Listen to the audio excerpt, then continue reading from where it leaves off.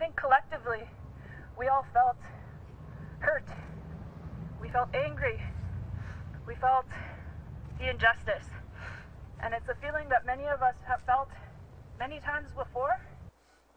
Over 100 people came out at this rally in Whitehorse in support of Colten Boushie and his family's fight for justice. Angela Code is one of the organizers. She says the country would be a much better place if Canadians would take the time to educate themselves on the current issues facing Indigenous peoples.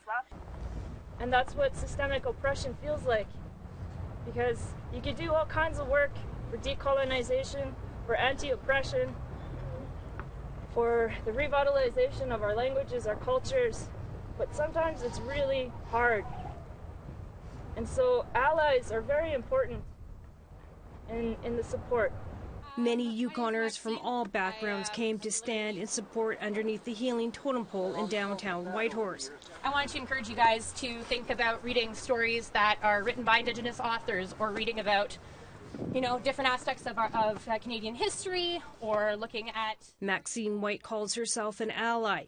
She has started a book club so her and other non-Indigenous people can read about the current and historical issues of Indigenous people. One of the big pieces is sharing what I learned from them with my friends and family and colleagues who might not be listening.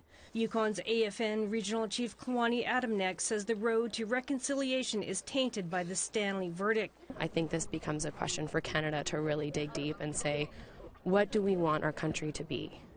This can never happen and should never happen again, and so what are we going to do to support that? There are no easy answers, but for the people who showed up at this rally, their hugs are reassuring that the wounds left open by the Stanley verdict can possibly be reconciled. Shirley McLean, APTN National News, Whitehorse.